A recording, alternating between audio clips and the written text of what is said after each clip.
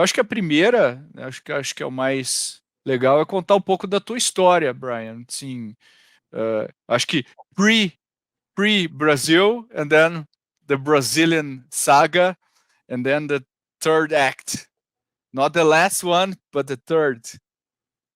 Perfeito. Pedro, grande prazer estar aqui com vocês e parabéns por todo o trabalho que estão fazendo. Bom, cara, sou de Califórnia. Eu gosto de brincar que eu sou baiano, da Bahia de São Francisco. Então, a conexão com a América Latina, Brasil e região, com 23 anos, eu peguei meu carro e montei o carro, dirigi até Costa Rica, 6 meses em México. Fiquei super animado com a experiência, gostei muito México, Centro-América e com vontade de conhecer mais Sul-América, plano de ir à Colômbia. Minha mulher é colombiana, como eu acabo de comentar, e ela me importou para a Colômbia. Cheguei a Bogotá e não conhecia ninguém quase, não tinha contatos, não tinha estudos de negócios, nada. Comecei a dar aula de inglês, porque é a única coisa que podia fazer para pagar as contas. Então, montei uma escolinha, fazendo aula particular. Isso pagava a conta por uns meses e o plano era ficar uns 3 meses e depois, 6 anos depois, estava ainda em Colômbia com outros negócios e outras coisas, sempre procurando oportunidades. Então, o case que li sobre Mercado Livre foi super importante, um case de Stanford. Vi um grande negócio. Nesse caso de estudo, eu vi que o mercado brasileiro era muito grande e vi que era algo importante.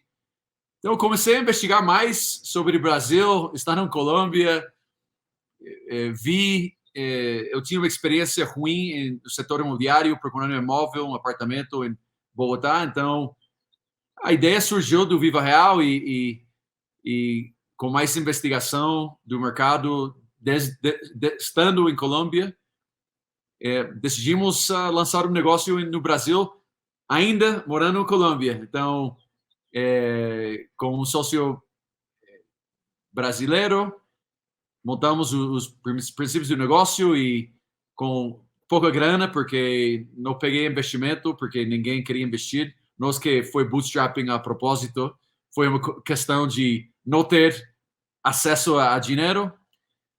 E Viva Real cresceu, expandiu bastante e mudei para São Paulo em 2011, pouco ano e meio depois de lançar os princípios do negócio. O Viva Real já era grande no Brasil, já era relevante no Brasil quando você se mudou? Não, Ou não? nada. E de fato eu lembro as primeiras conversas com clientes. Viva Real, que nome é isso? Isso nunca vai dar certo. Você é gringo, você não conhece como o Brasil funciona. Então, tudo que você ouve como founder de pessoas que acham que não vai dar certo, não? Então, acho que isso me faz um bom investidor anjo, porque é comum pensar isso, mas eu tenho, digamos, a mente flexível em pensar como pode dar certo, não? Que é mais fácil encontrar o caminho que não vai dar certo. Então, mas sim, não tínhamos quase nada quando mudei. Tínhamos alguns clientes, acho que faturamos, não sei, $10 mil, uma coisa assim, mas era quase nada. E aí você, quais os milestones mais importantes da história da Viva Real até o teu exit, né? Que ano foi o exit? Bom, a saída, porque fizemos uma fusão com o Zap, mas isso não Sim. foi saída, foi só uma consolidação do mercado. Eu brinco que eu sabia quando montei o negócio que if you're not at the table, you're probably on the menu. Então, sabia que precisava estar na mesa com todo mundo. E essas empresas eram muito maiores, não? Muito mais dinheiro, grana, mais anos no mercado. Então, mas o negócio que fizemos com o Zap foi uma fusão onde um equity swap, então trocamos equity em uma nova empresa e terminamos com quase a metade do novo negócio. Parte do deal era que ia ser o presidente do conselho da empresa combinada. E se nasceu o Grupo Zap, que foi Viva Real e Zap juntos. E poucos anos depois, já começou a conversa com o OLX e terminamos assinando o deal março 2020. Então, timing bastante interessante, Nossa, digamos. foi exatamente no início da pandemia.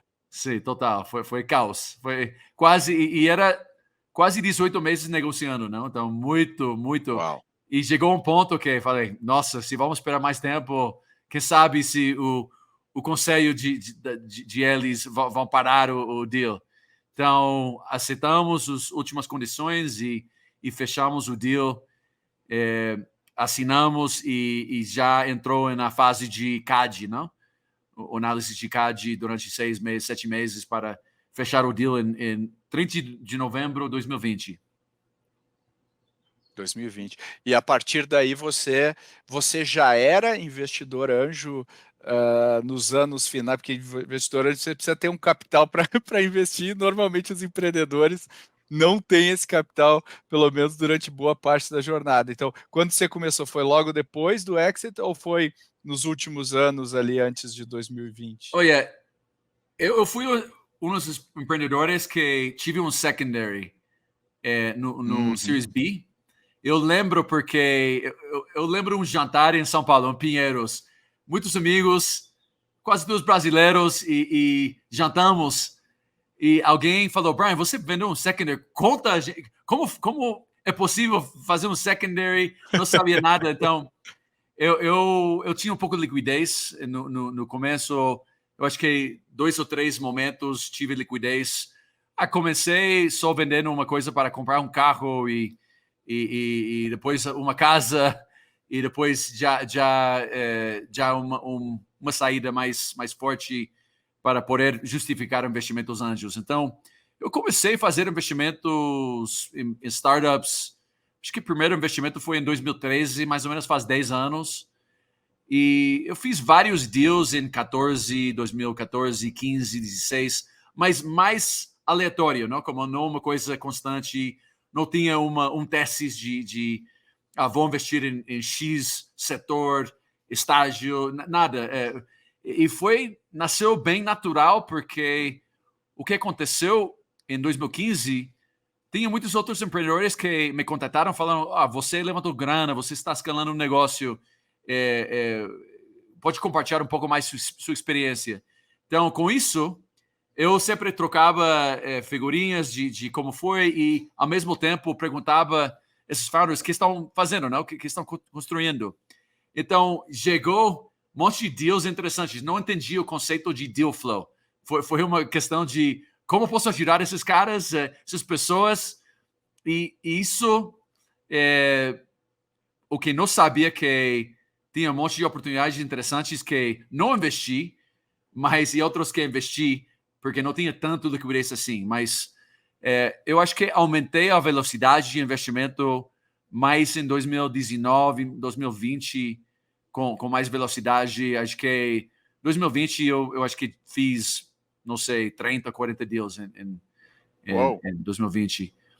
Atualmente E acho que tenho umas 75, 80 deals tá. como anjo. Então, bastante ativo. Todos no Brasil? Não, maioria, ou não a maioria, mas mais do Brasil que outros mercados, mas Colômbia, México, outros países da América Latina também, mas eu acho que a concentração deve ser uns 33%, um terço no Brasil, México, não sei, um quarto, Colômbia, outro quarto, e uma mistura dos outros mercados. E você agora, bom, agora você já tem um portfólio de respeito, né? Maior do que muitos VCs, né, no mercado. Se você olhar, você falou que no início você não tinha uma tese, não tinha, né? Era mais how can I help e apareciam, né? Oportunidades de entrar, de investir, de co-investir. Olhando para trás agora, né? E pensando com a cabeça que você tem hoje, qual que é a sua tese ou qual que foi o tema aí que mais comum? E se você puder falar o tamanho do cheque average, cheque que você investiu nesses negócios, o que você diria? Falando a segunda pergunta primeiro, porque é mais fácil. O que eu aprendi no processo, o primeiro cheque que eu fiz foi $50 mil. Isso já desapareceu em 9 meses, não? Então pensei, nossa, talvez devo fazer um cheque um pouco menor e fazer mais cheques para ter mais shots on goal. Você sabe como não você marcar o gol primeira vez. Então, eu acho que isso foi uma lição importante. Cheque média, digamos, $25 mil, mais ou menos, provavelmente.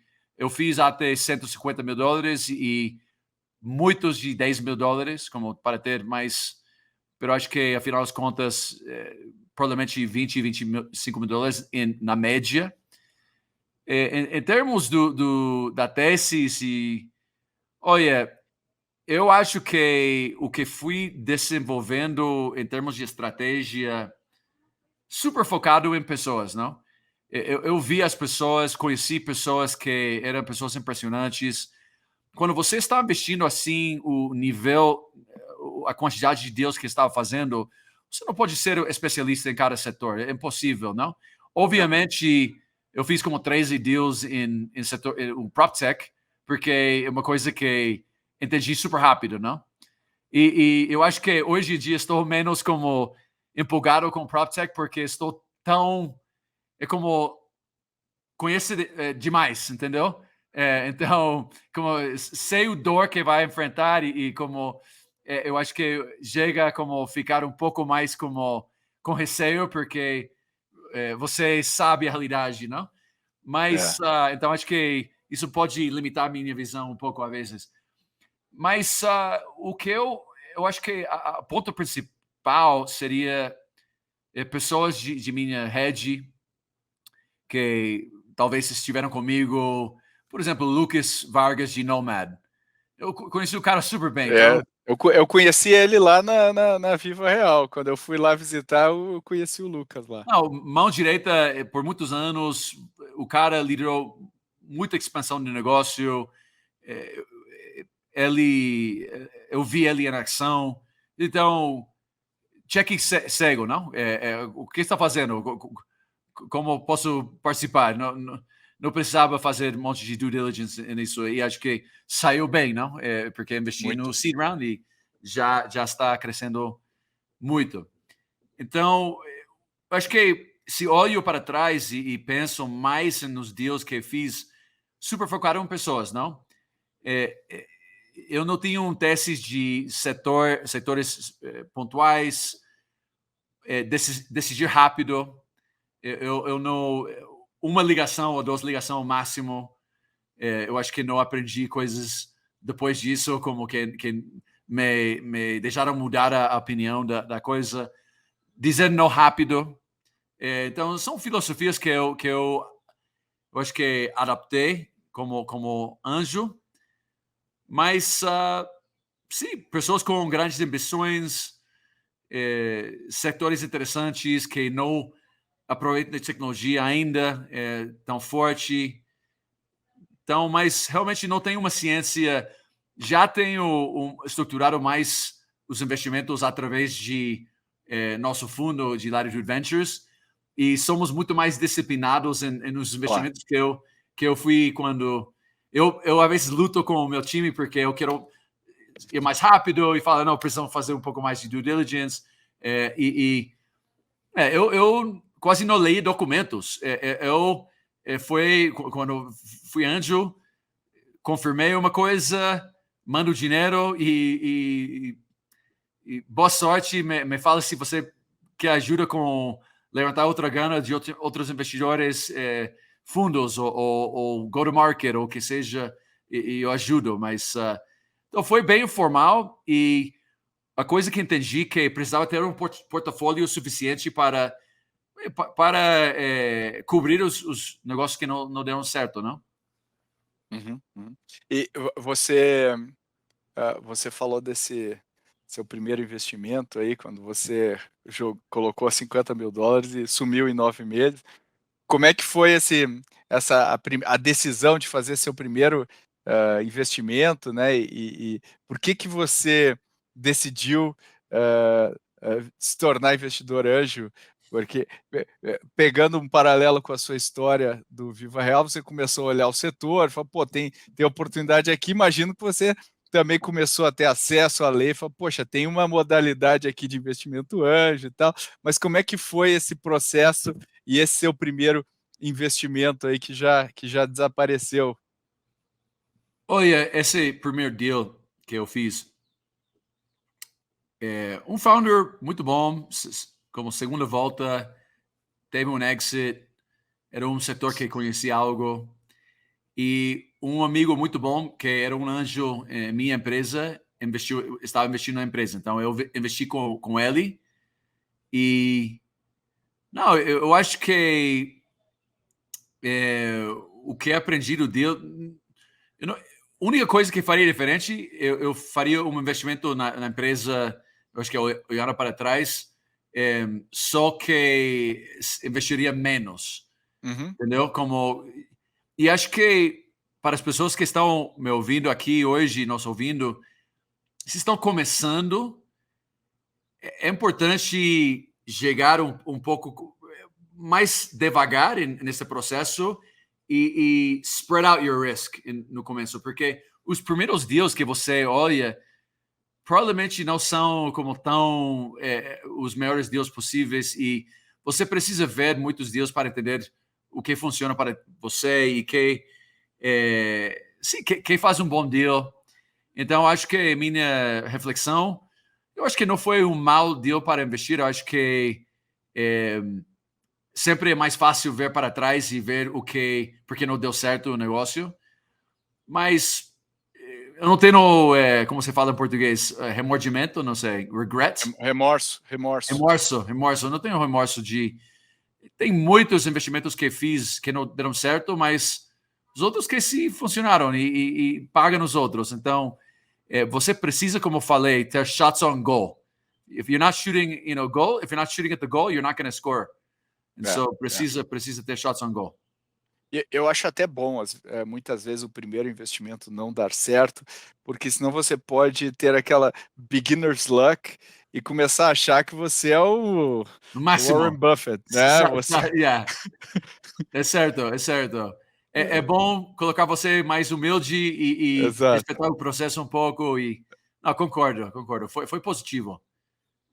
E você falou desse, né, que você perdeu, mas se você olhar para o seu portfólio, né, qual que foi o melhor investimento que melhor performou desde que você investiu? Você mencionou aí a Nomad, mas tem outra aí que você deu um home run ou virou um Não, unicórnio ou alguma coisa tem assim? vários unicórnios, mas o deal mais interessante que eu investi, mais lucrativo até hoje, porque teve saída, não? Então, eu tenho talvez outros deals que estão marked up mais alto, mas não tem liquidez ainda, então não pode contar as galinhas antes não sei, o ovo, como você fala em português. Contar com o ovo antes da galinha. Exatamente. Então, mas o deal é interessante porque estava no meu setor. Eu investi em quinto andar bem cedo e eu lembro que muitas pessoas falam: Nossa, você está investindo uma concorrência de você. E eu acho que é certo, de certa maneira, eles concorriam com capital, com talento e outras coisas. Uhum, Mas eles chegaram a ser nosso maior cliente também, então era como cooperação e competição ao mesmo tempo, não? Então não foi uma linha tão como clara que eles vão concorrer com a gente. Mas o motivo de investir é que eu sabia que Gabriel e André, depois de conhecer eles mais tempo, que eram pessoas inevitáveis. Então, se eu não vou investir nessa empresa, vai funcionar comigo ou sem minha ajuda. Então, isso foi um investimento muito bom, não só porque o múltiplo foi interessante, mas em cima disso, o fato que era bem cedo e eu tinha muito expertise e conhecimento do setor, eles também deram um pouco de advisory shares. Então, eu acho que me deram uns 50 basis points em cima do capital que tinha investido. Então, isso aumentou muito o retorno, não? Então, isso do capital investido, eu acho que foi uma 40, 50 vezes. Então, isso foi, em termos de exits e saída e cash in the bank, foi o maior investimento até agora. Muito bom, não, e realmente os founders são inevitáveis. Me lembro que eu conheci o Gabriel lá atrás, acho que no segundo ano de Ace, e eu fiquei muito impressionado conversando com ele, né? Realmente são muito bons. E que legal que você conseguiu entrar cedo, né, no negócio, muito bacana. Acho que foi uns $6 million post-money, 6 milhões de post-money valuation, 5 ou 6. Not bad at all. Não. E Brian, a gente falou de vários perfis aí de founders, né? Falando do Lucas, falando do Gabriel. Qual que é your favorite founder persona, né? O founder favorito? O que você diria desse founder, dessa founder? Bom, eu acho que você costuma de ver o que você valoriza em si mesmo e nas outras pessoas. Então, talvez estou descrevendo minha pessoa ou persona, meu jeito de empreender, mas eu gosto hustlers, scrappy founders. Eu acho que os perfis diferentes que onde tenho investido tenho muito como high profile founder que obviamente fez parte de um caso de sucesso impressionante que tem todos os reconhecimentos já pode ser de Stanford ou de que esteve em Nubank do começo ou que obviamente um perfil que é menos como risco de certa maneira porque já corta o caminho bastante pela experiência e a reputação que tem a pessoa, mas eu adoro encontrar como diamonds in the rough. Eu acho que, por exemplo, eu acho que um bom exemplo seria talvez como o Bernardo de Regi Alumni, o Quero Bolsa, um Rafael de Stark Bank, não sei, são exemplos que vêm à cabeça. Scrappy founders, hustlers, sim, que tem essa como capacidade de enfrentar os desafios, talvez Suzy de Gini, que são pessoas super motivadas, que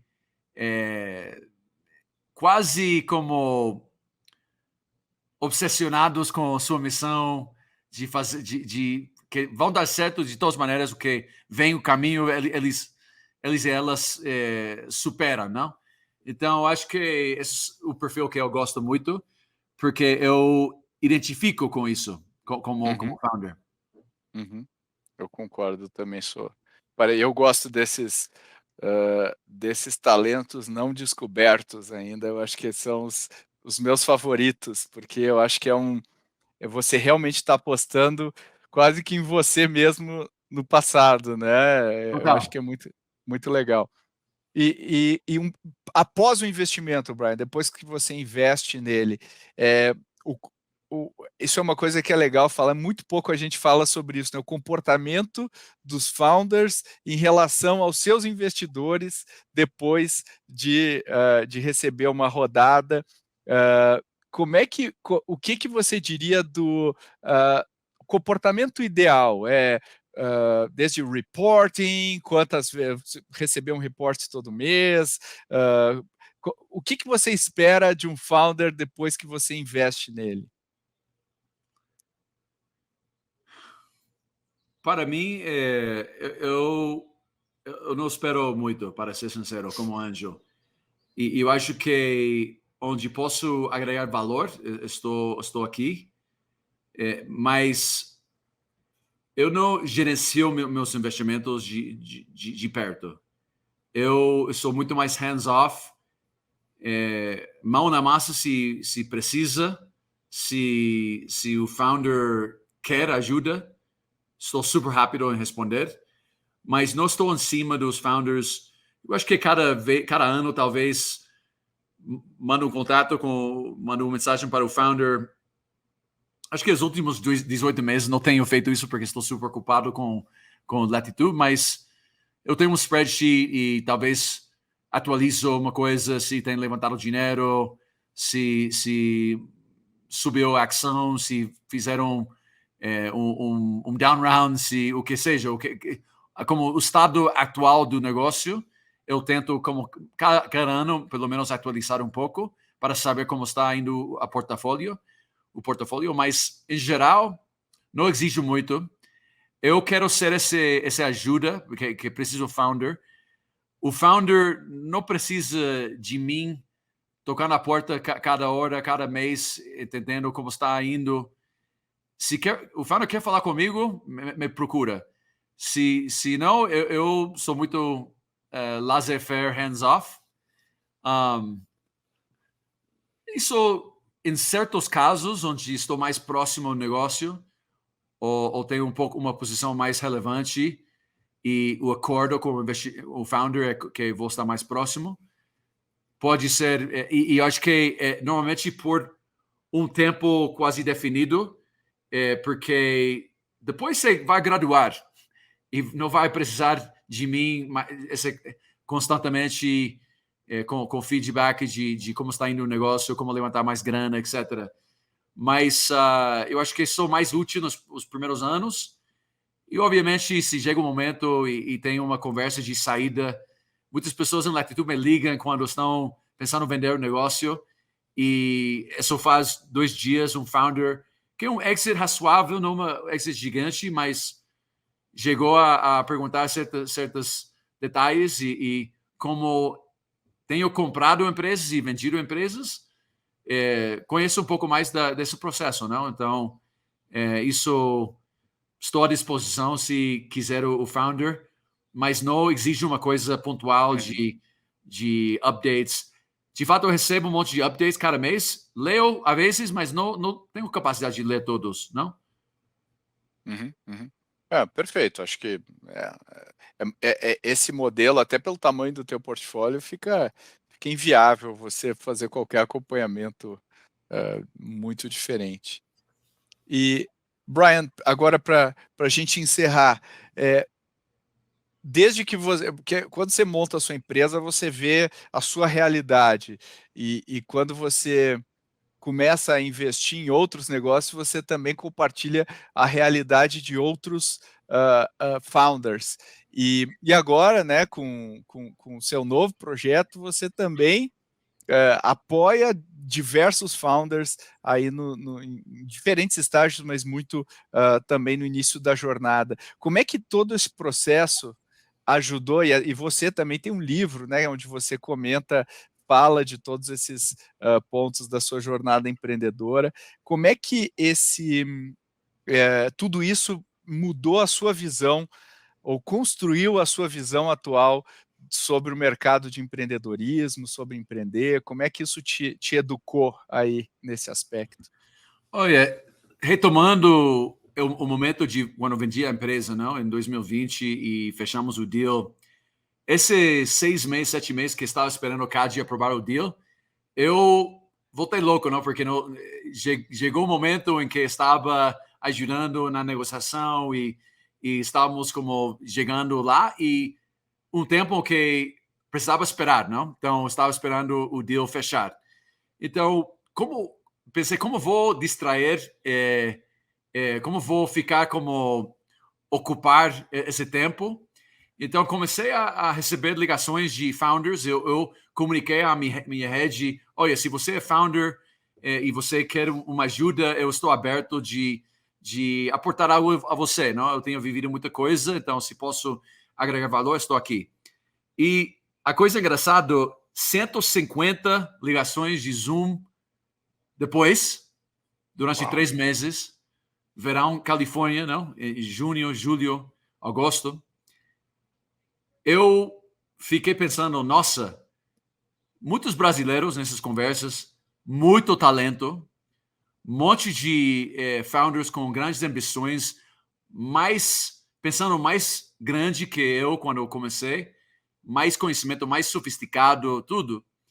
Mas faltava certa coisa de entendimento de coisas básicas que eu vivi e experimentei durante a vida de empreender. Então, comecei a organizar esses como grupos e sessões de bate-papo sobre temas diferentes, porque um founder me perguntou sobre stock options, outro founder perguntou estrutura da empresa para ter o melhor como organização para levantar capital. E comecei a responder essas dúvidas, mas não tinha todas as respostas e não podia escalar todo esse feedback. Então, comecei a organizar esses bate-papos com outros founders e outros investidores e colocamos tudo junto, esse grupo. Isso nasceu os primeiros cohorts de Latitude, sem tirar equity, sem nada. Basicamente, foi como nasceu com vontade de dar de volta a experiência que eu vivi para a próxima geração de founders. E o que aprendi nesse processo, não sabia, mas estava construindo uma comunidade, não foi tão claro na minha mente, foi só como posso ajudar e agregar valor a outras pessoas, outros founders.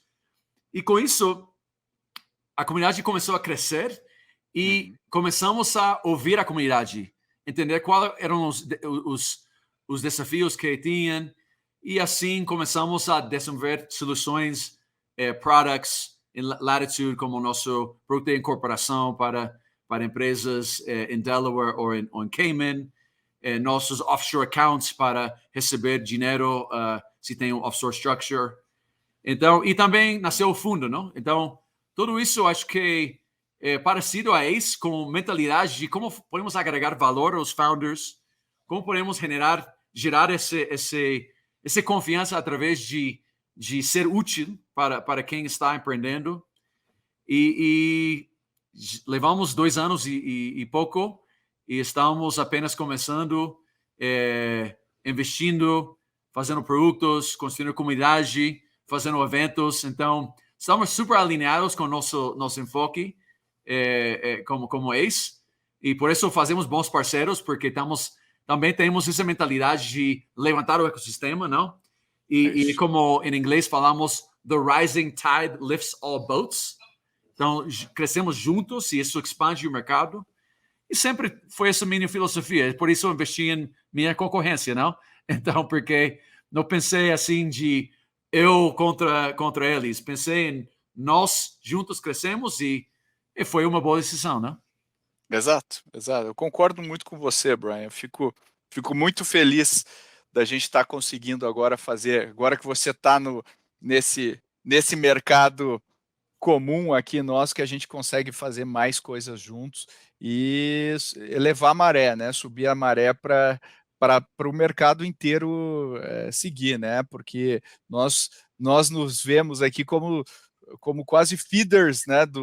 Do mercado aqui Total. e temos um trabalho importante aqui na base para o ecossistema brasileiro, e é bom saber que tem pessoas com o seu talento aí do time da Latitude também trabalhando nesse mesmo propósito. Então, quero te agradecer aí pela entrevista, foi muito legal, acho que vai ajudar a gente também a fomentar esse mercado, né? Com mais investidores anjo aí aprendendo, se motivando, e os empreendedores entendendo como funciona a cabeça aí dos investidores, né?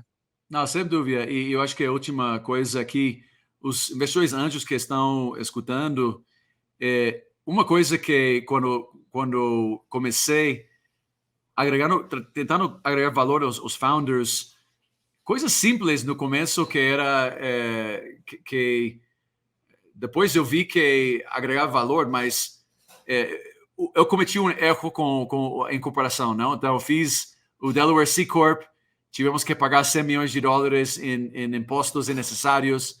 Então, coisas pequenas assim, se podemos agregar valor, dando feedback e compartilhando nossa experiência como operators or builders or founders, isso gera valor. Então, para os anjos que estão ouvindo também, we want to help the companies that they invest in criar a estrutura adequada para levantar dinheiro dos fundos.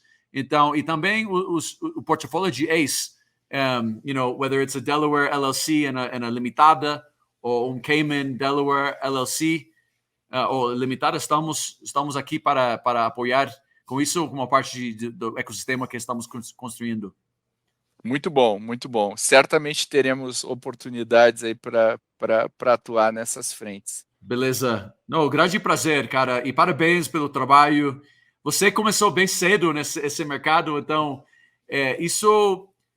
essa consistência. Estava reflexionando esta manhã sobre consistência e perseverança, porque a maioria das pessoas param quando fica difícil a coisa. E realmente o valor que está gerado acontece depois de ter um foco tão constante durante muitos anos, e isso chega até como valor compounded durante esse tempo. Então, você é uns pioneiros, e também escrevemos um livro também. Então, temos várias conexões aqui. É isso aí, é isso aí. Eu acho que é the power of just showing up. Totally, man. Showing up every day. It's not easy, man. It's not easy. Não é fácil. Precisa ter essa constância. Not easy. É isso aí. Consistency beats everything else. It does, man. It does. In the long term, there's hype and there's all these other things, but 1% cada dia, final do ano, você cresceu 365%, é muita coisa. É isso.